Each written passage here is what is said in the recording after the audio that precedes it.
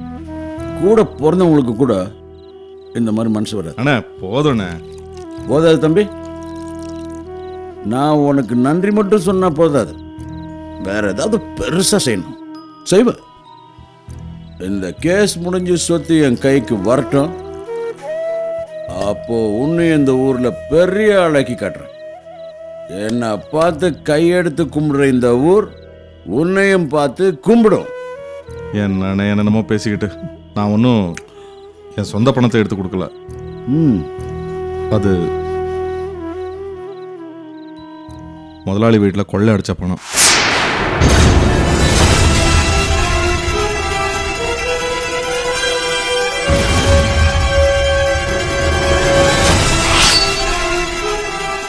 என்னப்பா சொல்ற? கொள்ளையடிச்ச பணமா? ஆமாண்ணே. என்ன நடந்துச்சுன்னா, சங்கரன் என் ஃப்ரெண்ட் ஒருத்தன் ஊர்லேருந்து வந்தான்.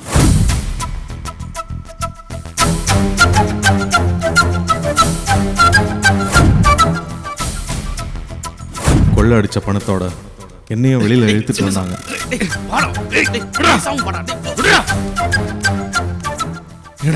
பணத்தை திருடிட்டு ஓட வேண்டியதானே? ஏன்டா அநியாயமா முதலாளியா கொன்ன? கொலை செய்யறதுக்காக நான் அங்க போனேன். வந்த இடத்துல நடந்து போச்சு, அது அவன் தலையெழுத்து. அதுக்கு நான் என்னடா பண்ணிட்டோம்? டேய், மனசாட்சியே இல்லடா உனக்கு? ஒரு உயிரை கொன்னுட்டு இவ்வளவு சாதாரணமா பேசுற? டேய், தேவையில்லாம புலம்பிட்டு இருக்காதா. அவன் ஒன்னும் வாழ வேண்டியவன், சாக வேண்டியவன். அந்த சமூக விரோதி சத்தத்துக்கு நீ ஏன்டா வருத்தப்படுற? கவலைப்படாதடா. என்ன இருந்தாலும் எனக்கு சோறு போட்ட முதலாளிடா அவரு. ஐயோ, ஏய், என்னடா இவன்? என்னாலேயே அவர் செத்து போயிட்டாரு. திருடுறது தப்புன்னு அன்னைக்கே நான் உனக்கு புத்திமதி சொல்லிருக்கணும்.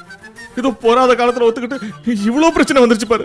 நடந்தது நடந்து போச்சு. செத்தம் உயிரோடியா வரப்போறான். இந்த கொலையை பண்ணவன் நான் தானடா. இதனால எந்த பிரச்சனை வந்தாலும் நான் பாத்துக்கிறேன். நீ ஏன்டா கவலைப்படுற? எப்படிடா இந்த விஷயம் கடைசி வரைக்கும் என்ன உறுத்திக்கிட்டே இருக்கும்டா. இந்த உறுத்தலோட எப்படா வாழறது? சிவனேசா, கொலையை பார்த்த அதிர்ச்சியில நீ ஏதோ புலம்பிட்டு இருக்க. கொஞ்ச நாள் ஆனா எல்லாம் சரியா போயிட போகுது. தேவையெல்லாம் பிரச்சனை பண்ணி நீயும் போலீஸ்ல மாட்டிக்கிட்டு எங்களையும் போலீஸ்ல மாட்டி விட்டுறாத. அப்புறம் உன் பொண்டாட்டி பிள்ளைங்க நடுத்தல தான் நிப்பாங்க. நல்லா ஞாபகம் வச்சுக்க. என்னடா மிரட்டுறியா? மனசாட்சிக்கு விரோதமா என்னால நடக்கவே முடியாதுடா. கடைசி வரைக்கும் இந்த பாவத்தை சுமக்கிறத விட செஞ்ச பாவத்துக்கு தண்டனை அனுபவிக்கிறது எவ்வளவு மேல். நான் இப்போ போலீஸ் கிட்ட போறேன். டேய், சொன்ன கேளு, போகாத. நீ என்ன சொன்னாலும் சரி, நான் போலீஸ் கிட்ட போக போறேன். நில்றா, போ. ஆனா நான் சொல்றதை கேட்டு போ. திரும்பி வரும்போது உன் பொண்டாட்டி பிள்ளைங்க உயிரோட இருக்க மாட்டாங்க.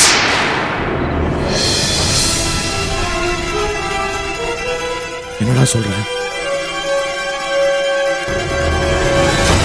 ஏய், இனிமே நான் நண்பனா இருக்கிறதும் விரோதியா மாறுறதும் உன் கையில தான் இருக்கு. இந்தா உன் பங்கு பணம். ஒரு உயிரை கொண்டு கிடைச்ச பாவ பண்ணண்டா இது. நான் செத்தாலும் இதை தொட மாட்டேன். டேய், இதை வச்சுக்குவியோ இல்ல குப்பையில போடுவியோ எனக்கு தெரியாது. இந்தா, ஆனா நீ எப்பவும் போலதான் இருக்கணும். என்ன போலீஸ்ல காட்டி கொடுக்கணும்னு நினைச்ச அப்புறம் நான் சொன்னதுதான் நடக்கும். ஜாக்கிரதை. டேய், வாங்கடா.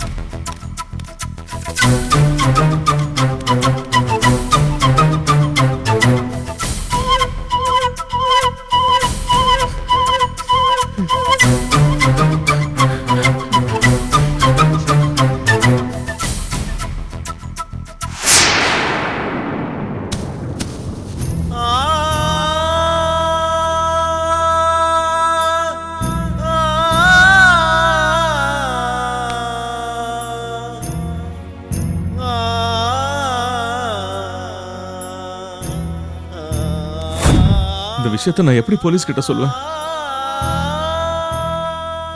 அந்த நேரத்துல தான் அந்த கடன்காரங்க உங்களையும் அண்ணியும் கேவலமா பேசுறத பார்த்தேன். என் மனசு கேட்கல.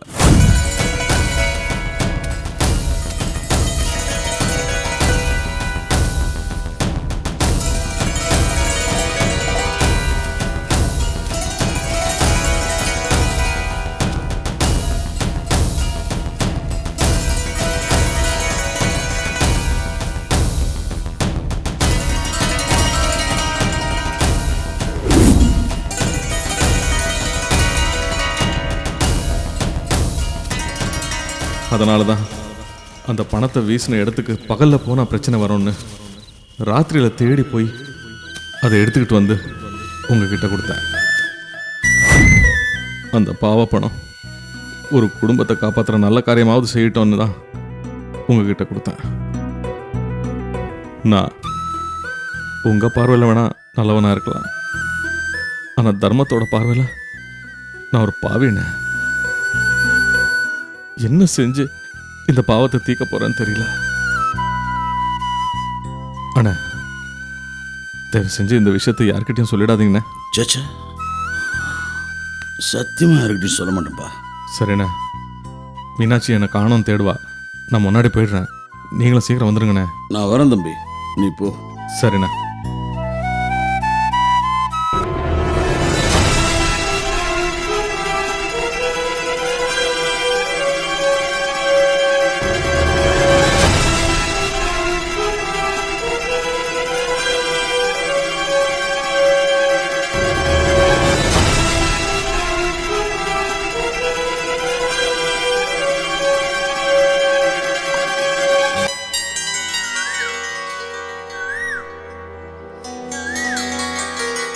அதுக்கப்புறம் ஒரு நாள் உங்க அப்பாவை பத்தி ஒரு விஷயம் எனக்கு தெரிய வந்தது.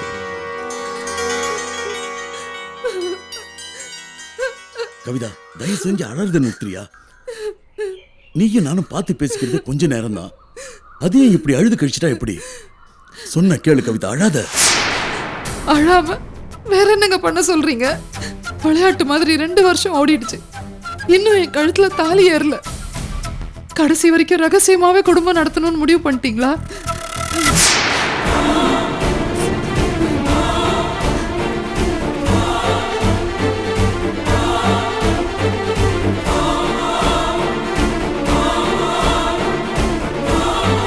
என் மேல உனக்கு நம்பிக்கை இல்லையா? ஒரு குடும்பத்தையே இப்ப என்னால சமாளிக்க முடியல, உனக்கு தெரியாதா? இதெல்லாம் பழக்கறதுக்கு முன்னாலேயே யோசிச்சு இருக்கணும். கல்யாணம் ஆனவரு பார்த்து நடந்துக்கோன்னு அம்மா ஆரம்பத்திலேயே சொன்னாங்க. நான் தான் கேட்கவே இல்லை. நீங்க கொடுத்த வாக்குறுதியை நம்பிதான் நான் உங்க மனைவியா வாழ்ந்துகிட்டு இருக்கேன். என்னை ஏமாத்திராதீங்க. கவிதா, என்ன நீ புரிஞ்சுக்கிட்டது இவ்வளவுதான். உன்னை நான் எந்த காலத்திலும் கைவிட மாட்டேமா.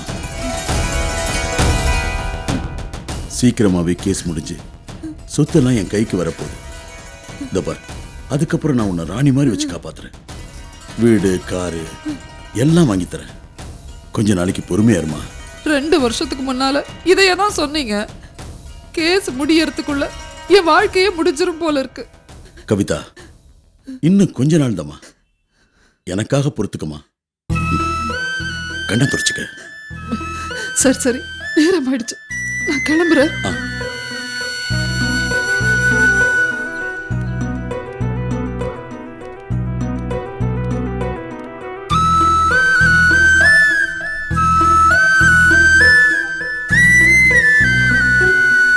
பார்த்து மெதுவா கை கொடு. வரேங்க. போயிட்டு வாமா.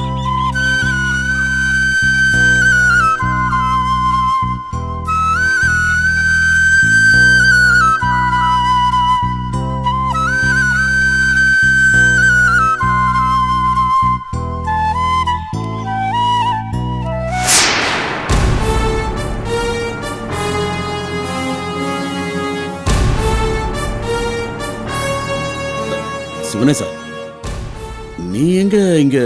நான் வரது இருக்கட்டும், என்னென்ன நடக்குதுங்க? அண்ணி உங்க மேல எவ்வளவு நம்பிக்கை வச்சிருக்காங்க, அவங்களுக்கு போய் இப்படி ஒரு துரோகம் பண்றீங்களே. அவங்க காதுல மட்டும் பட்டுச்சு செத்தே போயிடுவாங்க. சிவனேசா, நீ நினைக்கிற மாதிரிலாம் ஒண்ணும் இல்லப்பா. அது தெரிஞ்ச பொண்ணு, சும்மா பேசிட்டு. பொய் சொல்லாதீங்கண்ணே. நீங்க பேசுனதெல்லாம் கேட்டுட்டு தான் இருந்தேன். ஒரே நிமிஷத்துல உங்க மேல இருந்த மரியாதையெல்லாம் போயிடுச்சு. என்ன உங்க புத்தி இப்படி எல்லாம் போகுது? வீட்டுல நல்லா பொண்டாட்டி இருக்காங்க, அருமையான 3 குழந்தைங்க இருக்கு.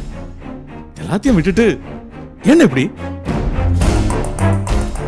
தப்புதான்ப்பா. கேஸ் விஷயமா அடிக்கடி டவுனுக்கு போகும்போது பழக்கமாயிடுச்சு. ஒரு நாள் ராத்திரி அப்ப வீட்டுல தங்க வேண்டியதா போயிடுச்சு. அப்ப இருந்தே பழக்கமாயிடுச்சுப்பா. நீங்க என்ன காரணம் சொன்னாலும் ஏத்துக்க முடியாதுண்ணே. பொண்டாட்டி இருக்கும்போது இன்னொரு பொண்ணோட தொடர்புங்கிறது மகா கேவலமான விஷயம். ஊர்ல உங்களுக்குன்னு ஒரு கௌரவம், அந்தஸ்து இருக்கு. நீங்களா கெடுத்துக்காதீங்க. என்ன மன்னிச்சிருப்பா. ஏதோ புத்திக்கிட்டு போய் இப்படி பண்ணிட்டேன். சிவனேசா, தயவு செஞ்சு வள்ளிக்கிட்ட மட்டும் சொல்லிடாதப்பா. சரி சொல்லல. ஆனா இதுவே கடைசி தடவையா இருக்கட்டும். இனிமே இவளோட உங்களை பார்த்தேன். என் பொண்டாட்டி பிள்ளைங்க சத்தியமா இனிமே அவளை பார்க்க மாட்டேன். என்ன நம்புப்பா.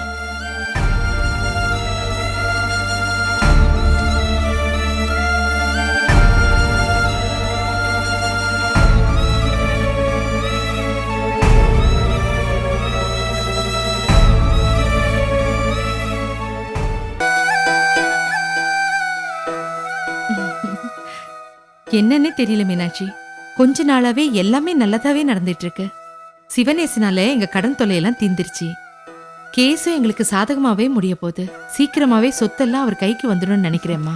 ரொம்ப சந்தோஷம்க்கா. உங்க கெட்ட காலெல்லாம் முடிஞ்சு நல்ல காலம் ஆரம்பிச்சாச்சு. இனிமே நீங்க சந்தோஷமா தான் இருப்பீங்க. நாம சந்தோஷமா இருக்க போறோம்னு சொல்லு. வாங்க தம்பி உட்காருங்க. நானாவது பரவாயில்ல மீனாட்சி, மனசுல இருக்கிறத வெளியில புலம்பி தீத்துறேன். ஆனா அவர்தான் ரொம்ப பாவம். கடன் தொல்லை ஒரு பக்கம், கேஸ் முடியலைங்கிற வருத்தம் ஒரு பக்கம். ரொம்ப தவிச்சு போயிட்டாருமா. அவர் பட்ட கஷ்டத்துக்கெல்லாம் ஒரு வழியா பலன் கிடைச்சிருச்சு. இப்பதாம ரொம்ப சந்தோஷமா இருக்கேன். நீங்க சொல்றதெல்லாம் கேட்கும்போது ரொம்ப சந்தோஷமா தான் இருக்கு அண்ணி. ஆனா இந்த நிம்மதி கடைசி வரைக்கும் இருக்கணும். ஏன்பா இப்படி சொல்ற? நிம்மதியோ சந்தோஷமோ பணத்தாலேயோ அந்தஸ்தாலேயோ கிடைக்கிறது இல்ல, மனுஷனோட குணத்தால கிடைக்கிறது. அதுலயே சிக்கலும் போது எவ்வளவு பணம் இருந்து என்ன பிரயோஜனம்? என்னாச்சுங்க உங்களுக்கு? பேச்சே ரொம்ப வித்தியாசமா இருக்கு. பார்க்குற மனுஷங்களே ரொம்ப வித்தியாசமா இருக்காங்களே. எல்லாரையும் ரொம்ப நல்லவங்கன்னு நம்பிடுறோம். ஆனா அந்த நம்பிக்கைக்கு அவங்களுக்கு கொஞ்சம் கூட தகுதியே இல்லைன்னு நமக்கு தெரியும் போது ரொம்ப கஷ்டமா இருக்கு. யார பத்தி பேசுறேன்னு எனக்கு ஒண்ணுமே புரியல தம்பி. வாங்க.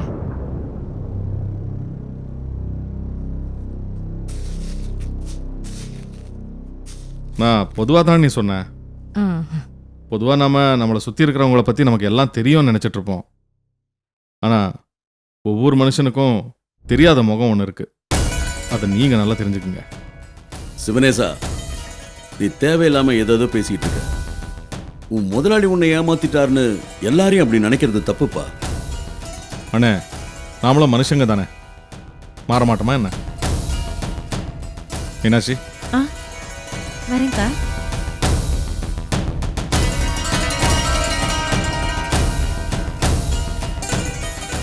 ஏங்க தம்பி எங்க இப்படி பேசிட்டு போறாரு?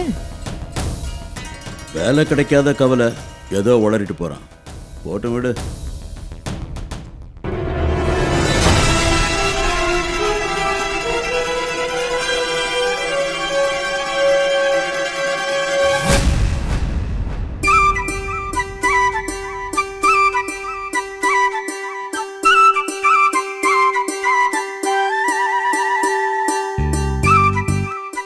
மறுபடியும் உங்க அப்பா தப்பு பண்ணி என்கிட்ட மாட்டிக்கிட்டாரு. கவிதா, சொல்லுங்க. இனிமே நாம அடிக்கடி இப்படி வெளியில சந்திக்க கூடாதுமா. முடிஞ்சா நானே வீட்டுக்கு வரேன். முதல்ல வீட்டுக்கு வரத குறைச்சிட்டீங்க, இப்ப வெளியில பார்க்க வேண்டாங்கிறீங்க. கொஞ்சம் கொஞ்சமா என்னை விட்டு விலகிடலான்னு பாக்குறீங்களா? இல்ல கவிதா, நான் சொல்றது கொஞ்சம் புரிஞ்சுக்கோ. எல்லாம் காரணமா தான் சொல்றேன்.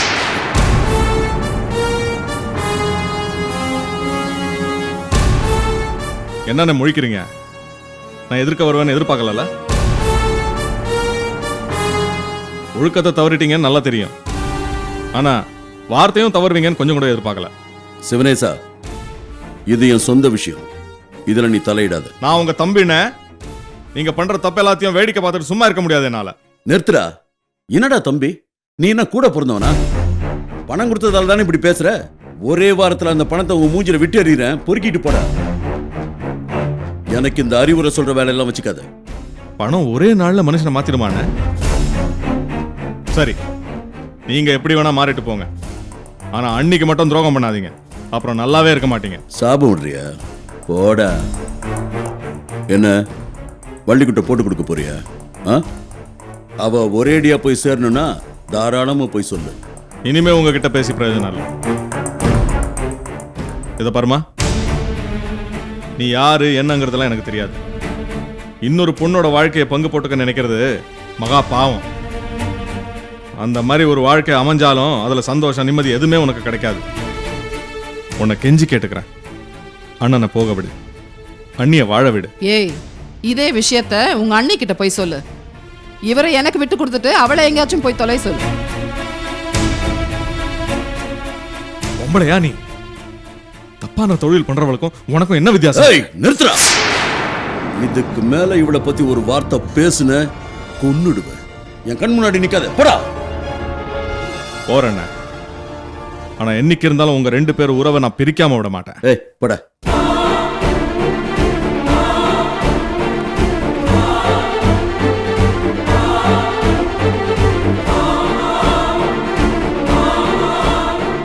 என்னங்க இவன் இப்படி சொல்லிட்டு போறான்? உங்க பொண்டாட்டி என்ன ஏத்துக்கிட்டா கூட இவன் விட மாட்டான் போல இருக்கு. ஏங்க இவன் உங்க கூட இருக்கிற வரைக்கும் நம்ம எப்படிங்க நிம்மதியா இருக்க முடியும்? கவலைப்படாத கவிதா, இவன் என்ன போட்டு கொடுக்கறது? அதுக்கு முன்னாடி நான் இவனுக்கு ஒரு முடிவு கட்டுறேன். குடும்பத்தோட இவன் இந்த ஊரை விட்டு விரட்டி அடிக்கிறேன்.